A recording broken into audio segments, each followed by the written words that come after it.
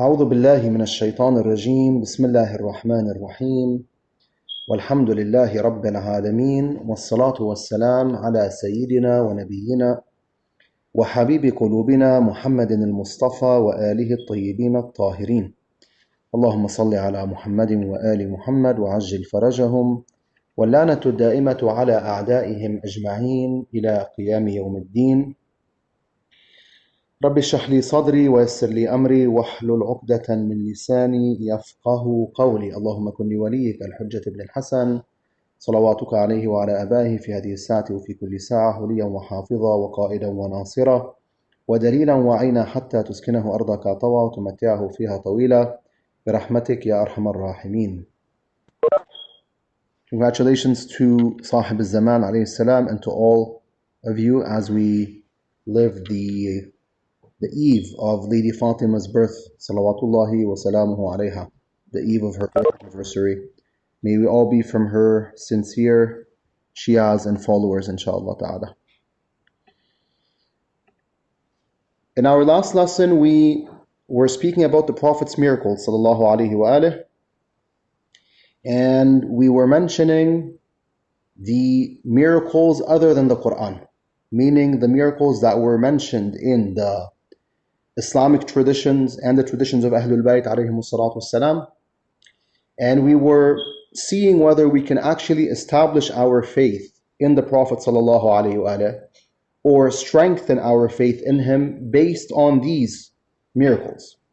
And we said yes, even though we did not witness those miracles with our eyes, we can still base our faith in Rasulullah or strengthen our faith in him based on these miracles.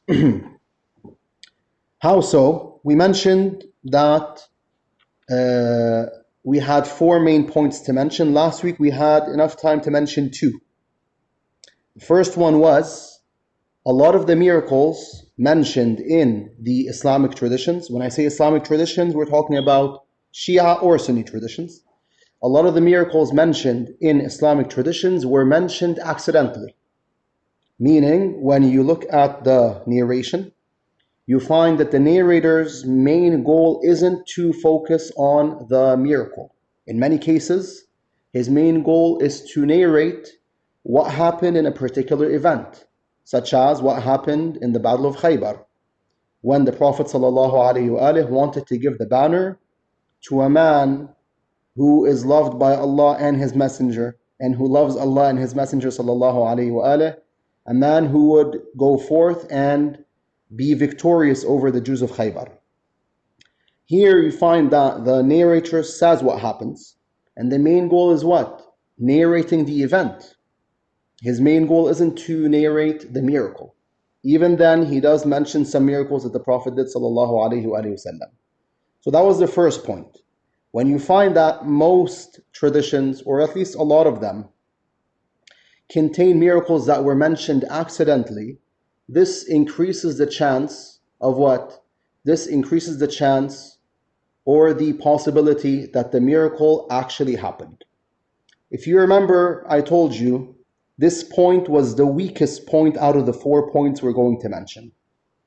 The second one that was mentioned last week was some of the Prophet's miracles, meaning some of the miracles that were done and cannot be seen today, were mentioned by the Quran, such as the splitting of the moon, and such as several incidents that were foretold by Rasulullah sallallahu alaihi wa alihi. One of them, if you remember, was foretelling what would happen when the Muslims enter Mecca. In better terms, foretelling that the Muslims will enter Mecca one day, will perform Hajj or Umrah.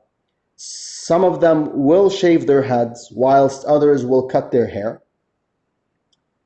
And they will be able to perform those rituals in peace. This was what? This was a prediction. Rasulullah was predicting what was going to happen in the future. And it actually did. Then again, we also mentioned how the Prophet told the Muslims that the Ahzab, the groups of polytheists, were going to come to Medina in order to invade Medina. When? In the battle of Ahzab, the battle of the clans. also known as the Battle of the Trench. And when the Ahzab actually came, and the real believers saw them, what did they say? Allah subhanahu wa ta'ala recorded their statement in the Quran. قَالُوا هَذَا مَا وَعَدَنَا اللَّهُ وَرَسُولُهُ. They said, this is what Allah and His Messenger promised us. وَصَدَقَ اللَّهُ وَرَسُولُهُ. And Allah and His Messenger were truthful. وَمَا زَادَهُمْ إِلَّا إِيمَانًا وَتَسْلِيمًا. He says that this event only increased their what? Their faith and their submission. طيب. Finally, we said, if the Quran mentions some of these miracles, how does that indicate that the miracles actually happened? Suppose that someone doesn't believe in the Quran. He doesn't believe that the Quran is the book of Allah subhanahu wa ta'ala. How does that indicate that the miracles actually happened?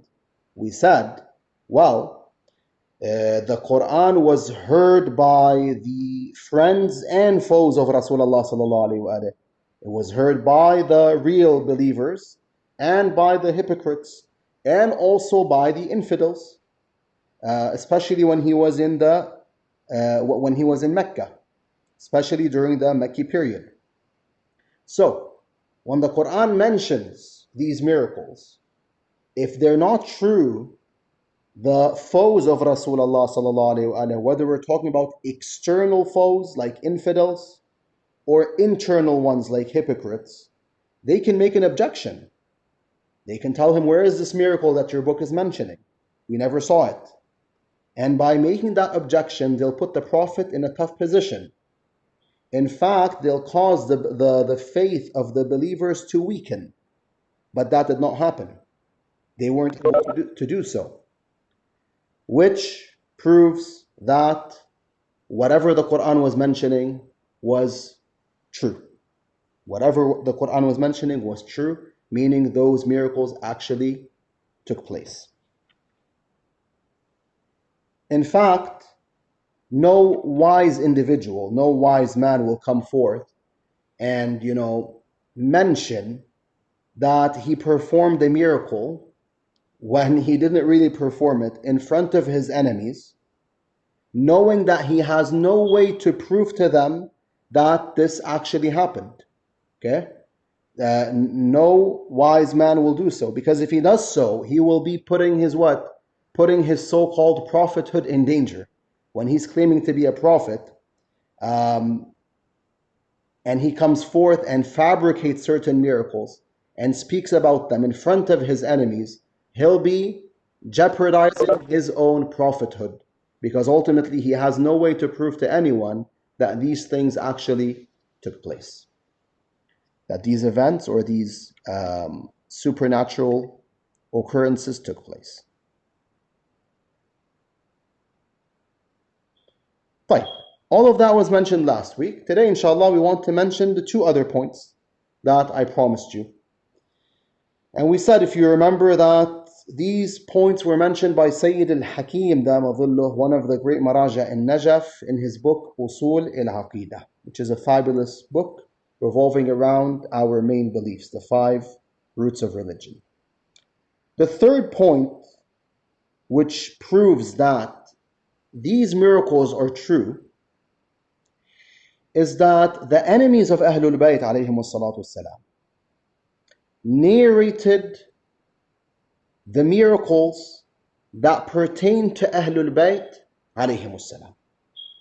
When I say the enemies of Ahlul Bayt narrated the miracles of Ahlul Bayt alayhimus salam, we're talking about the miracles that were done by Rasulullah sallallahu alayhi wa sallam himself and had to do something with Ahlul Bayt, meaning the miracles done by Rasulullah, which were somehow linked to Ahlul Bayt alayhim salam, or the miracles that were done by the Imams alayhim salatu wassalam. You might say, how does a miracle done by Imam Ali, for example, or Imam Hussain, how does that support the prophethood of the Prophet sallallahu alaihi wasallam? Well, Imam Ali, mathalan, Imam Ali or any of our Imams, all of the members of Ahlul Bayt, peace be upon them, believed in who? Believed in Rasulullah sallallahu alaihi wasallam. They considered themselves to be followers of Rasulullah. and successors of Rasulullah sallallahu alaihi wasallam. So, if one of them performs a miracle, that miracle doesn't only prove that this specific individual is an imam or has a lofty position in the eyes of Allah subhanahu wa ta'ala, it also proves that Muhammad was a real prophet.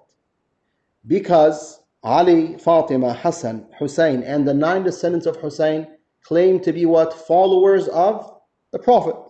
So if the Prophet was a false prophet, God forbid, then Ahlul Bayt alayhim salam would be what? Would be on the wrong path. Astaghfirullah Rabbi wa atubu ilayh. They'd be on the wrong path. If they're on the wrong path, then they shouldn't be performing miracles. Because miracles can only be performed by who? By people who represent Allah subhanahu wa ta'ala. Whether they are prophets or successors of prophets or other individuals who represent God but did not take the role of a prophet or an imam, such as Maryam alayha salam or Sayyidah Fatima alayha salam. Or for example, Abu al-Fadl al-Abbas and Sayyidah Zainab and the likes. These people, we call them what? We call them awliya'ullah, the close slaves of God. Although none of the people that I mentioned right now were prophets or imams. Maryam, Fatima al-Zahra, Zainab, Abu al-Fadl, Ali al-Akbar, Fatima al-Ma'suma, and others were not prophets or imams alayhimus salam. Jayyid. So the third point is the following, if you want to write it down. The enemies of Ahlul Bayt, those who oppose Ahlul Bayt alayhimus salam, came forth and narrated the miracles done by Rasulullah which were linked to Ahlul Bayt, and they also narrated certain miracles done by certain members of Ahlul Bayt alayhimus salam. Now your question will be, I'm pretty sure you're asking yourself, how does that prove? How does that prove that the miracles of Rasulullah actually happened? Well, here you need to focus with me. Those who opposed Ahlul Bayt alayhim salam were following the individuals who usurped the rights of Ahlul Bayt salamullahi alayhim. So narrating any miracle which goes in favor of Ahlul Bayt salamullahi alayhim isn't in their favor.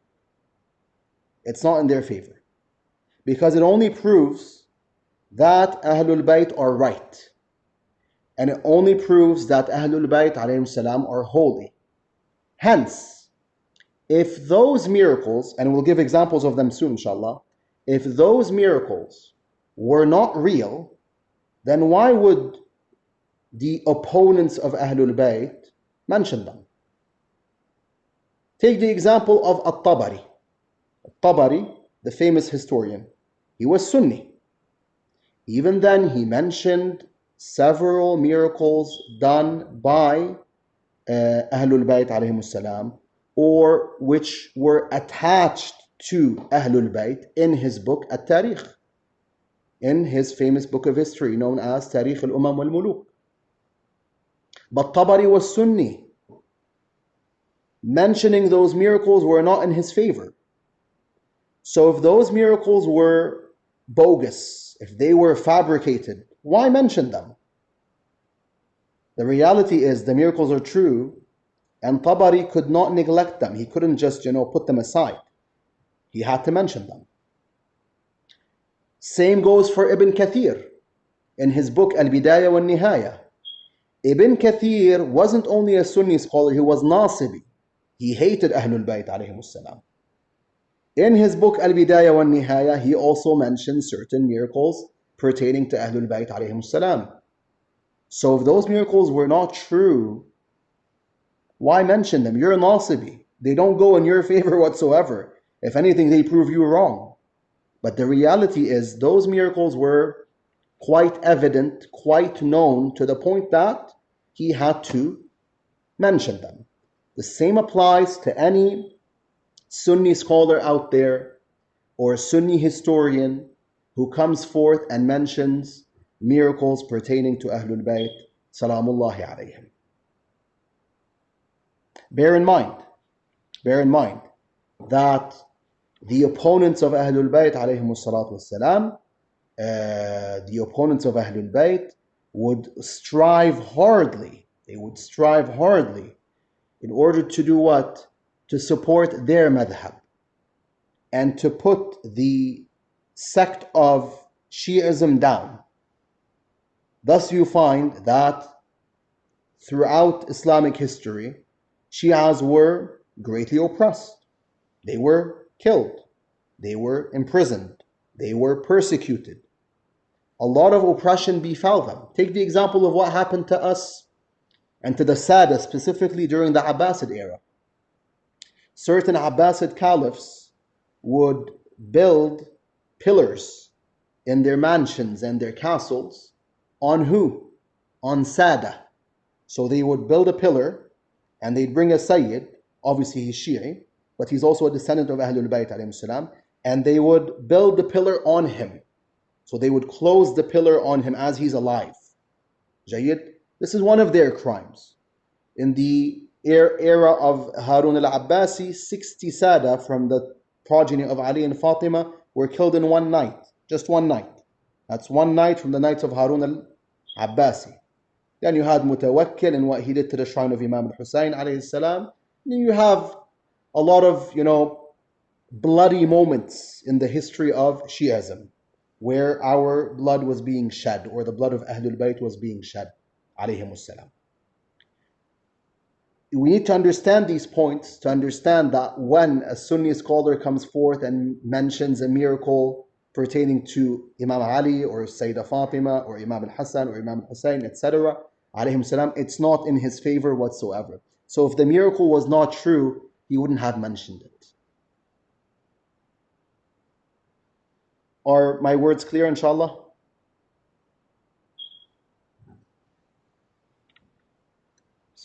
Yeah, they're good.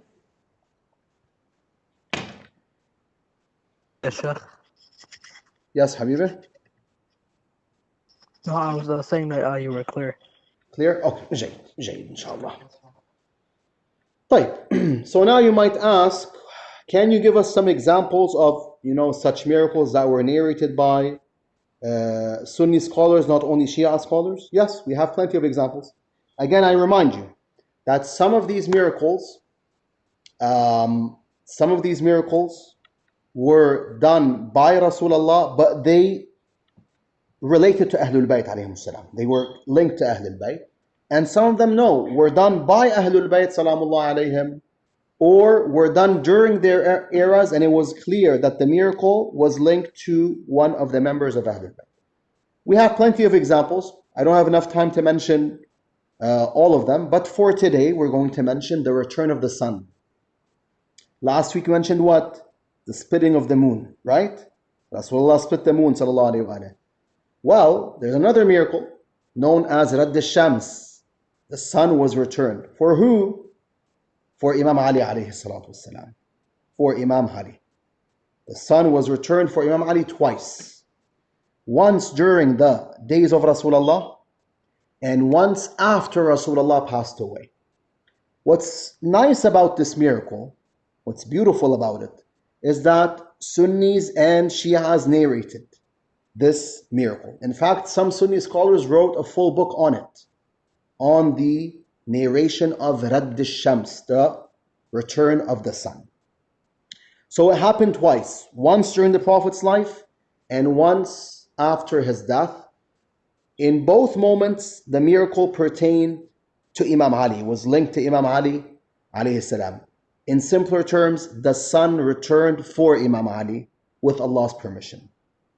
Just as, keep this in mind, it returned previously for who? For Yusha bin Nun, Joshua, son of Nun, who was the successor of Musa alayhim as-salam. Joshua, Allah subhanahu wa ta'ala revealed part of his status by returning the sun for him. This was obviously during the days of Musa or after Musa alayhi salam. And the same happened to the Joshua of our nation, Ali ibn Abi Talib alayhi salatu wasalam. طيب. Which Sunni scholar narrated this tradition? Again, we have plenty, but for today, we'll leave you with one name at least, and that is At-Tabarani. Write the following name. At-Tabarani narrated the miracle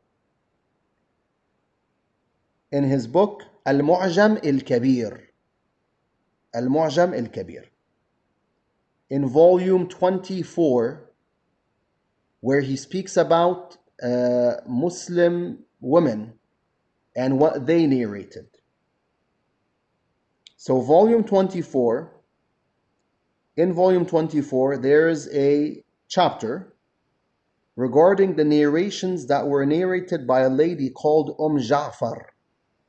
Ja'far. Who's Ja'far? Ja'far bin Muhammad bin Ja'far bin Abi Talib. So this lady was the granddaughter of sorry, one second. Ja'far. One second, sorry.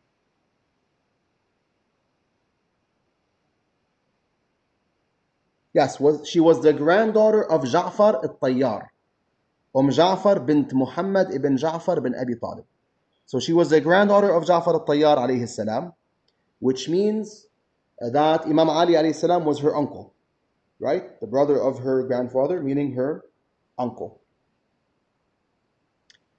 She narrates what she heard from Asma bint Umays. Asma bint Umays was Ja'far al-Tayyar's wife. So she would be who? She would be the grandma of Ja'far. This is the chapter where you'll find the hadith concerning the return of the sun. Okay? In the chapter regarding the hadith that were narrated by Ja'far, specifically those that were narrated from Asma bint Umays. So Ja'far says that Asma bint Umays said so and so. Okay, so he mentions a bunch of ahadith. The third or fourth one is the following. I'm going to read it for you. Unfortunately, I can't copy and paste it to you right now because it's in a PDF file, but I gave you the source if you want to find it. So I'll read the hadith for you and I'll translate it. So he mentions the sanad, the chain of narrators, and he says, An Ja'far, An Asma bint Umays. So Ja'far says that Asma bint Umays said, أن رسول الله صلى الله عليه وسلم, okay, we say صلى الله عليه وآله وسلم, صلى الظهر بالصهباء. She says, Asma, she says that the Prophet prayed Salat al-Dhuhr in a land called Sahba. ثم أرسل عليا في حاجة. Then he sent Imam Ali so he may fulfill a particular need. فرجع وقد صلى النبي صلى الله عليه وآله وسلم العصر. So the Imam came back, and by the time he came back, after fulfilling that specific need, the Prophet had already prayed Salat al-Asr. Excuse me. فوضع النبي صلى الله عليه وسلم وآله وسلم رأسه في حجر علي فنام. She says, here the Prophet placed his head on Imam Ali alayhi salam, and he slept. So he placed his head on the Imam's lap or close to his lap, and he slept. فَلَمْ يُحَرِّكْهُ حَتَّى غَابَتِ الشَّمْسِ. The Imam, out of his politeness, this is my word of course, out of his politeness did what? He didn't move the Prophet. Asma says he did not bother to move the Prophet sallallahu alaihi wasallam. So he kept the Prophet on him until the sun set. When the sun set, what happened? فقال النبي صلى الله عليه وآله اللهم إن عبدك عليا احتبس بنفسه على نبيه فرد عليه الشمس. Here the Prophet woke up. When he woke up, he said, Oh Allah, your slave Ali kept himself with your Prophet, meaning he did not leave me, Ya Allah. So bring back the sun to him. Asma says, فطلعت عليه الشمس حتى رفعت على الجبال وعلى الأرض. She says, so the sun was brought back to the extent that it came above the mountains and above the earth. So it was clear that the sun had returned. وقام علي فتوضأ. Ali rose at that point and performed wudu. وصلى العصر ثم غابت. Then he prayed Asr and the sun set. وذلك بالصهباء. She confirms again that this happened in a land called As-Sahba. I want you to keep in mind the following. This tradition is somewhat summarized. It's somewhat summarized. There's a more detailed tradition about the same event, okay, in other books, such as the book Al-Imam Ali من المهدي إلى اللحد for Sayyid Muhammad Kazim al-Kazwini rahmatullah alayh. Ali from the cradle to the grave. Now, you might ask that is it possible for Imam Ali alayhi salatu wasalam to refrain from praying up until the sun sets? I mean, Imam Ali is ma'soom, he's infallible. And a normal believer will not lose his prayer. He will not delay his prayer to the point where the sun sets, to the point where the time for that prayer elapses. So, can we really believe in this tradition when it's saying that Imam Ali did not pray until the sun set? Our answer to that question is, the tradition didn't say he didn't pray, alayhi salam. Yes, what the tradition implies is that he did not pray a complete prayer. By complete prayer, I mean that he did not pray whilst standing, such that he could bow down the way we usually bow down, and such that he could prostrate the way we could usually prostrate. However, this tradition in Al-Mu'jam al-Kabir for At-Tabarani is silent regarding what happened when Imam Ali alayhi salam was sitting down and the Prophet was on him. Did he pray as he made certain signals indicating that he's going into ruku' and going into sujood or not? It's silent here. But I'll tell you, there are other traditions which have more details. And those traditions say, yes, Imam Ali did not refrain from prayer. Rather, when the Prophet was on him, out of his politeness, he kept the Prophet on him. He wouldn't move the Prophet off of him, sallallahu alayhi wa alayhi. And he prayed in ima mode, what we call in Arabic ima. What's ima? I think I've explained it before, but I'll explain it again. It is when you pray and you do certain signals indicating that you're doing ruku' and you're doing sujood. You don't do ruku' and sujood in the normal way because you're unable to do so. But still, you do certain gestures indicating that you're doing ruku' and sujood. For example, right now I'm sitting down.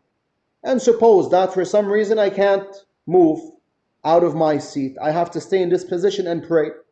So what I'll do is, I'll face the Kaaba, I'll face the Qibla, and I'll start my prayer, Allahu Akbar. I'll read Fatiha and the other surah.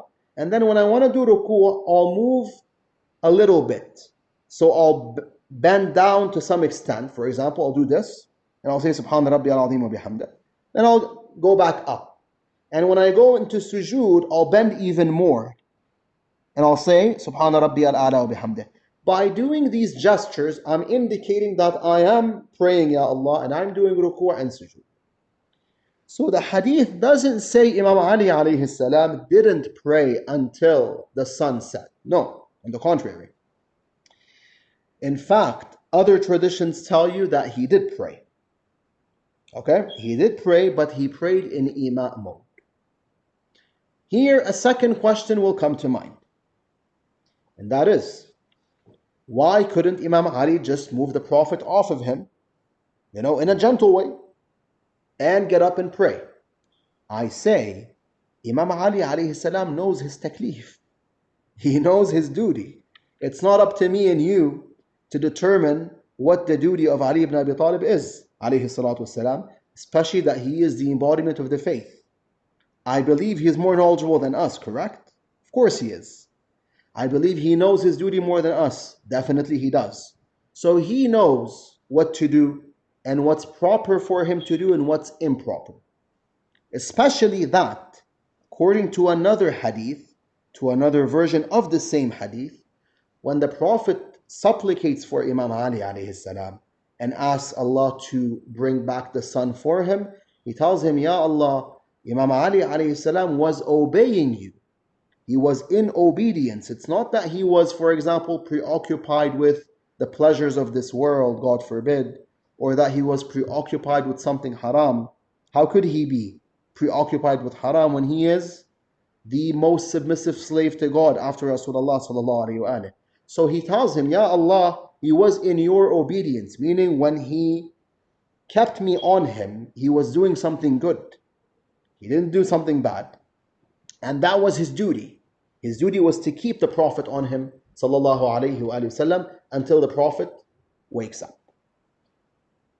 So the second question has been answered. Jayyid. A third question comes to mind. Before I mention it, any questions about the first answer and the second answer? About the first and second questions?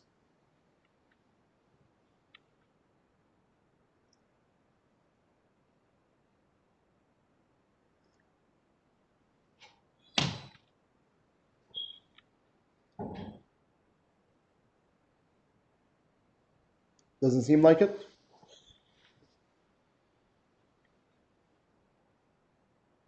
Jayyid. A third question which will come to mind, or might come to mind, is if the son actually returned for Imam Ali alayhi salatu wasalam, then shouldn't this incident have been recorded? Shouldn't this incident have been witnessed by people outside the land of Sahaba? And shouldn't it have been recorded by multiple civilizations? Because it's a wonderful phenomenon. I mean, the sun does not return every day after Maghrib, right? So it's a supernatural phenomenon. So if it happened, people should have recorded this incident, and we should have witnessed such recordings. If you remember, we posed a similar question last week regarding the splitting of the moon, and we answered it thoroughly, alhamdulillah. So today, we're going to do the same regarding the return of the sun, because this is a genuine question. Yani, people might actually ask this, and they might tell you, this is bogus. You guys are making up certain miracles pertaining to Imam Ali alayhi salam just to elevate his status. If this happened, other people would have recorded the miracle. So, how would you answer this question? I have multiple points to mention, but I want to listen to your answers first.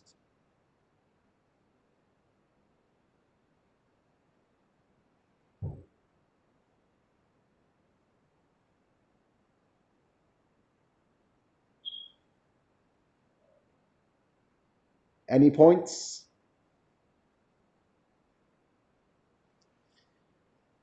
Going once, twice. Okay, seems like you don't have points, so let's start with my points. Firstly, again, I told you we have multiple points to mention, okay? So the first one, firstly, let me just open my file here.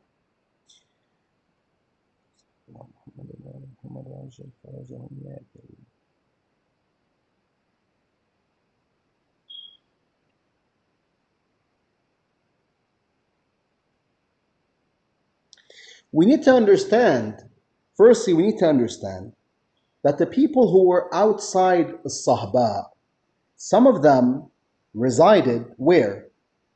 In certain cities or territories that were east of as-Sahaba. And others resided in certain territories that were west of as-Sahaba. Correct? Sahaba is at a particular location on earth. So you have cities that are at the east side of Sahaba. And cities that are at the west side, and cities that are on the same line as that specific city. So let's start with the cities that are east of Sahba. Those that are east of Sahba, if they're far away from that land, the return of the sun might not be noticed by a lot of people over there in those cities. Why? Because the sun wouldn't have set yet in those cities. So if the sun returns, for them, if they're actually observing the sun, they'll see that, it's moving from a particular point in the sky to another point in the sky. That being said, since a lot of people don't observe the sun day and night, they don't observe it every single minute throughout the day, especially when they're busy, they won't notice that the phenomenon actually happened. I'm going to repeat this word so you may understand it. The people who were living in cities that were east of As-Sahba, in cities that were far away from As-Sahba and in the east side of that city, people who were residing in the cities that were east of Sahba and far away from Sahba, they wouldn't have noticed the phenomenon, because for them, the return of the sun would have caused the sun to move from one position in the sky to another. It's not that they're witnessing the sun returning after it had set. Knowing that a lot of people won't be observing the sun every minute of the day, they won't actually realize that a miracle took place when it moves from point A in the sky to point B. Yes, maybe, I say maybe, they'll realize that the day was a bit longer. They might say, you know what, subhanAllah, this day, took a while to end. Maybe. But they won't realize that a miracle happened. طيب, what about the cities that are west of Sahba? The same applies. If they're far away from that land, they won't notice the miracle. Why? Because the sun will already be under the horizon. And by returning the sun in Sahba, the sun will remain below the horizon in the cities that are west of Sahba and far away from it. Let me give you an example. Okay, let's speak a little bit of astronomy. The sun, after it sets, it goes below the horizon.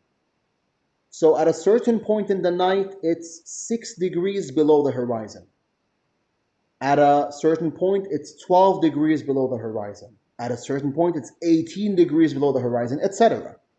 So, suppose we're at a city west of As-Sahba, and the sun was, let's say, 18 degrees below the horizon. And in Sahba, Allah subhanahu wa ta'ala brought back the sun for Imam Ali alayhi salam. Thus, the sun in our city moved from 18 degrees below the horizon to 12 degrees below the horizon. We won't notice the miracle, because for us it's still nighttime. Yes, we might notice that, the night was quite long, that it took a while for this specific night to end. Maybe. But we won't notice that the sun returned for anyone, because we won't witness that the sun actually set and came back to the sky. But if this is clear, then another question comes to mind. What about the cities that are really close to As-Sahba? Okay, now you don't have an excuse, ya Hammam, right? The cities that are really close to As-Sahba, over there people should witness that the sun is returning to the sky after it sets. We say yes, sahih. If it actually returned in As-Sahba, in those cities, in the cities that are close to it, people should witness that incident. Unless there was a barrier stopping them from witnessing it. Like what? like clouds. What if it was a cloudy day? It was really cloudy. You know, sometimes it's so cloudy in the afternoon, you think it's nighttime. صح? Sometimes there's so much clouds, you feel like it's night, but it's not night yet.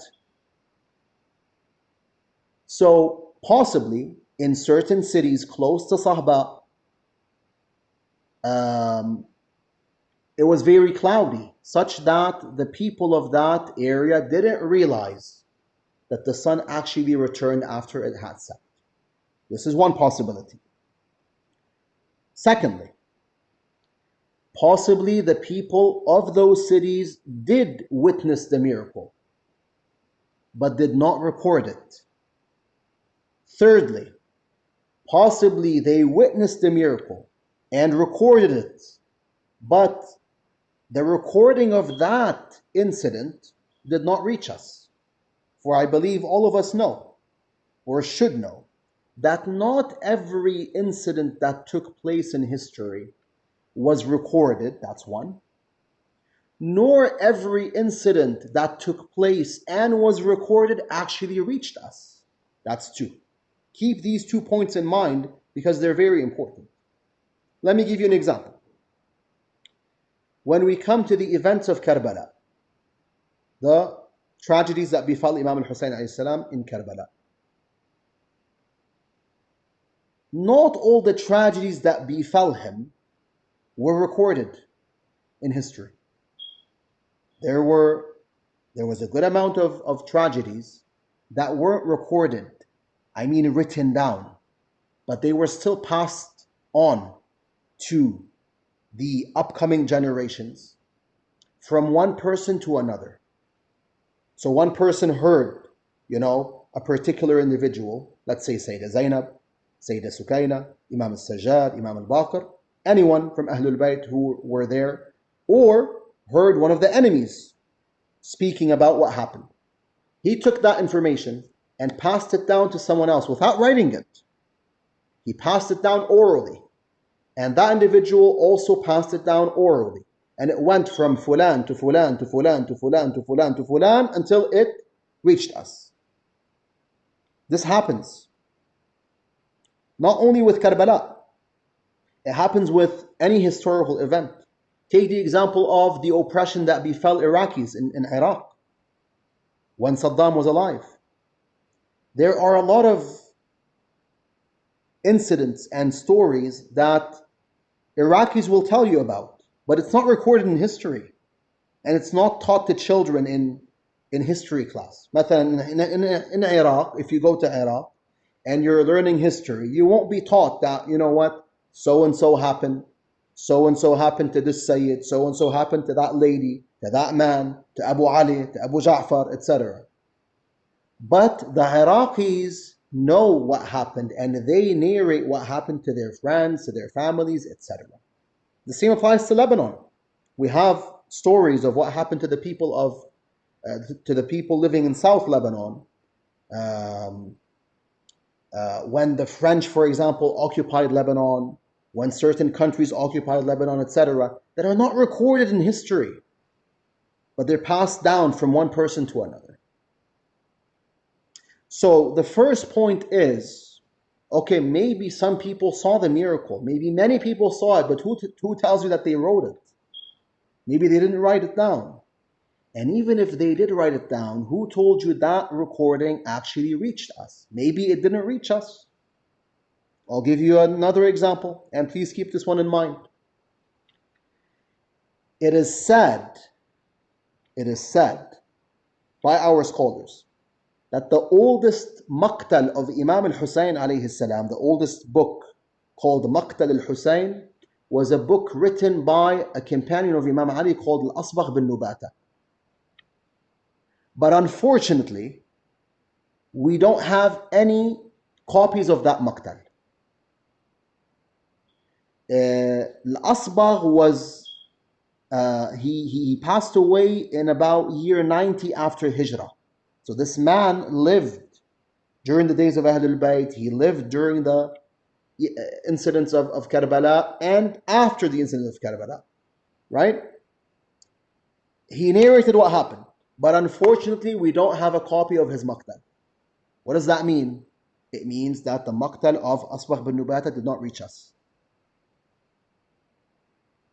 So if we keep these points in mind, we won't be shocked if we don't find recordings of this important miracle, the return of the sun for Imam Ali alayhi salam, in the history of, for example, the Romans or the Indians or the Chinese, etc.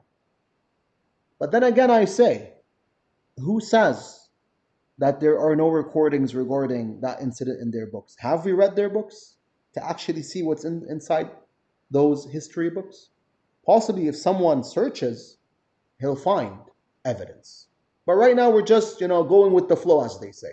We're supposing that there are no recordings there. Last but not least,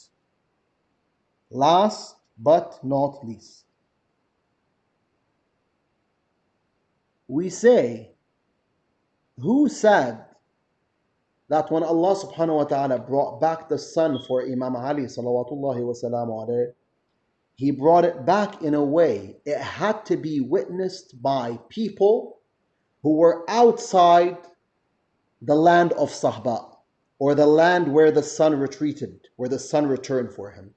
Who said Allah subhanahu wa ta'ala made that miracle in a way where if you were, for example, in,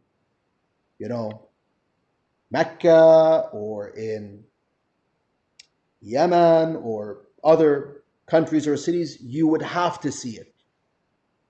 You might tell me, then how will Allah do it? We say, possibly Allah subhanahu wa ta'ala moved the land of Sahba. Instead of moving the sun, possibly Allah moved the land of Sahba, or the land where Imam Ali was, alayhi salam, from one place on the earth to another place. So he moved it from one place, to another place, most likely going east, because the sun had already set. So he moved that land from point A to point B, such that the sun would be in the sky in that specific land. The Imam prayed, and then Allah subhanahu wa ta'ala shifted that land back from point B to point A. Can Allah do that? Astaghfirullah, of course He can. If He can't do it, He's not God. Inna Allah ala kulli shay'in qadir, right? Surely Allah is able to do anything. So as long as we know Allah ta'ala is able to do anything, is able to manipulate the universe in any way He wants, He's able to break any universal law at any point. Even the law of gravity, yes, even the law of gravity. All laws can be broken by Allah subhanahu wa ta'ala and can be restored by Allah azza wa jalla. He is the creator. As long as we know that, then we won't have trouble in believing in the return of the sun for Imam Ali alayhi salat wassalam.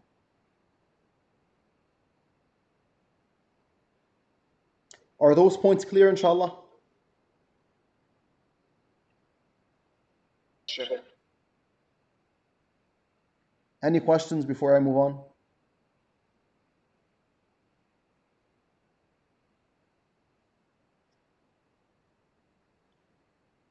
Mujtaba, you have a question? Wallah, you're saying it's clear. No, Sheikh, I said that it was clear. Ahsan. But I had a question on Yes. you know how some narrators, they won't write it, they would talk down, like pass it down, right? Yeah.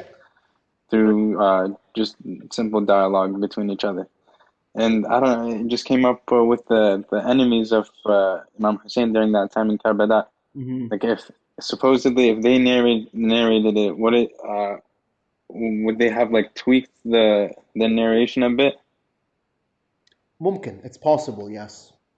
It's possible they would have altered the narration, but it's also possible that they narrated the event as it is. Yani, in better terms, knowing that they're criminals, knowing that they're the killers, or at least the people who witnessed the murder of the Imam alayhi salam without supporting him, tells us that we cannot depend on their words unless there's evidence that what they're saying is true. For example, when they come forth and they narrate what they did to the Imam alayhi salam, that in itself proves that they did this to him. Or the least we can say is they tortured the Imam or oppressed him, okay? They did something to him which might have exceeded what they mentioned, but whatever they mentioned happened. Okay, yeah, makes sense. And if it's Yeah, yeah. yes, yeah. On the other side now, you have like the Imam who are present over there, like Imam Zain al-Abidin, Imam Muhammad al-Baqir. What if they told like these stories to regular people, narrated them to the regular people, and the regular people, you know, probably have like they didn't narrate it fully, you know, to others. What would happen then if that narration was altered by them? By the normal people? Yes. It's not a problem. Then ultimately, when people start altering, you know, the story of Karbala or the stories of Ahlul Bayt alayhim salam, that alteration does not last long. Meaning that the Shi'as of Ahlul Bayt, and especially their scholars, they detect quickly that there's something wrong with this narration. Thank you, Shadow. Yeah, Habibi. You're welcome.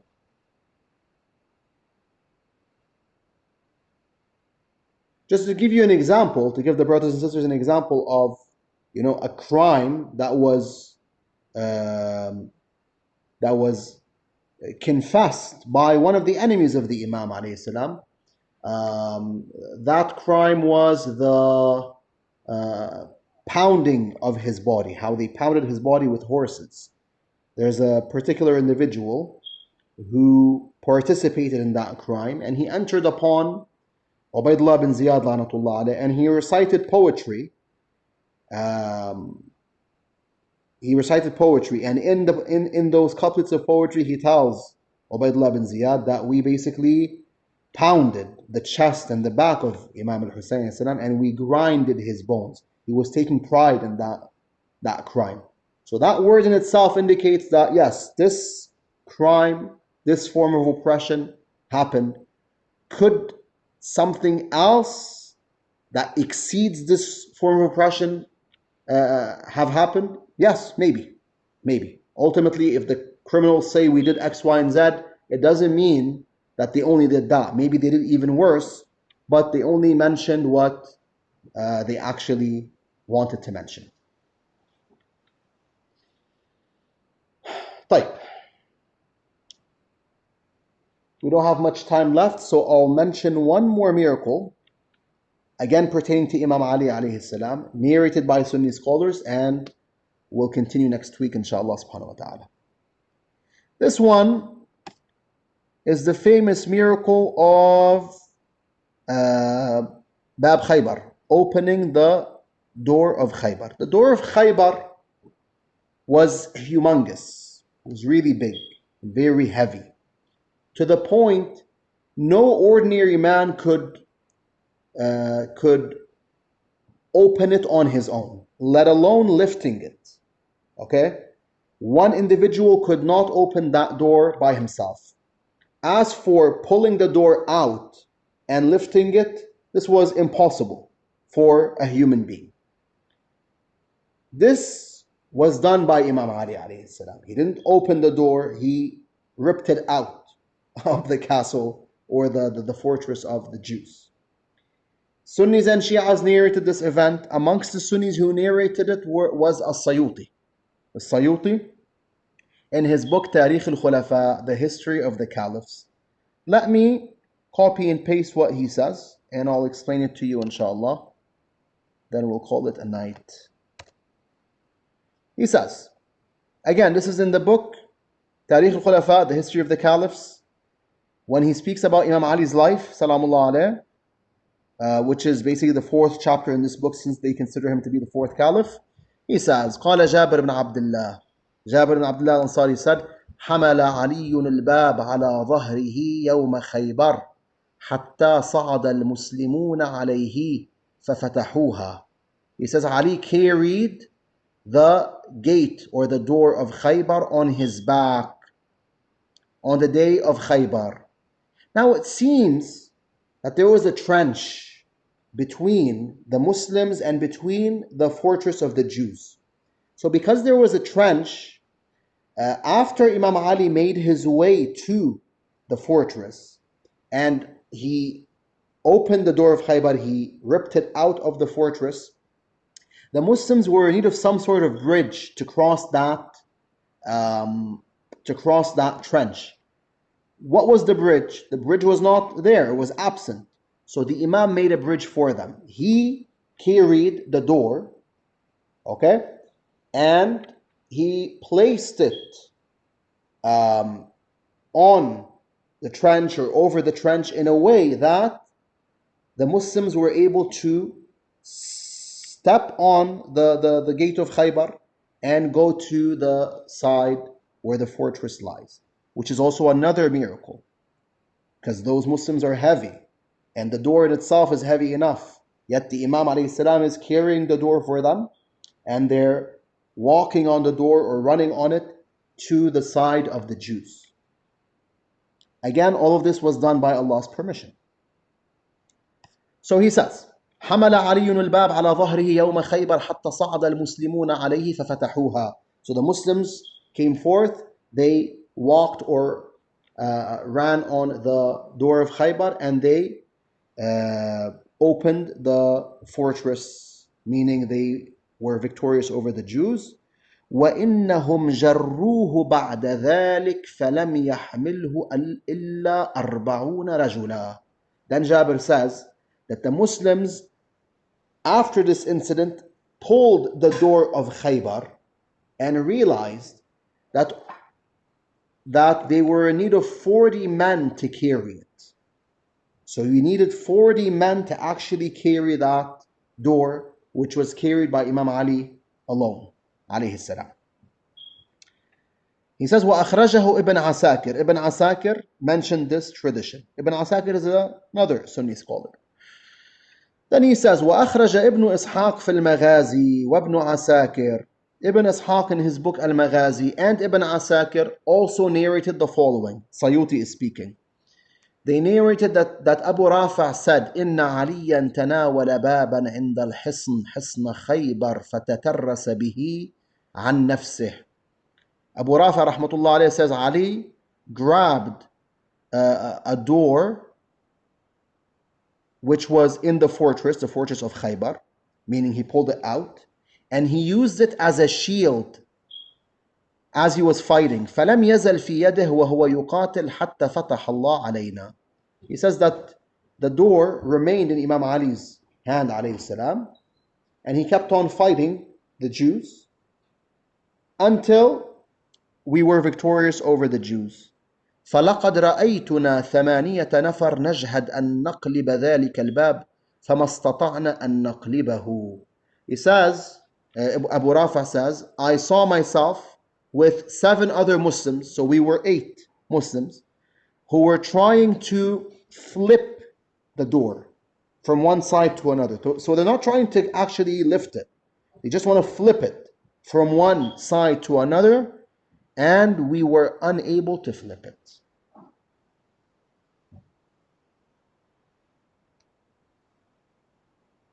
Jayyid. So this was another miracle narrated by Sunni scholars. If the miracle was not true, then why narrate it?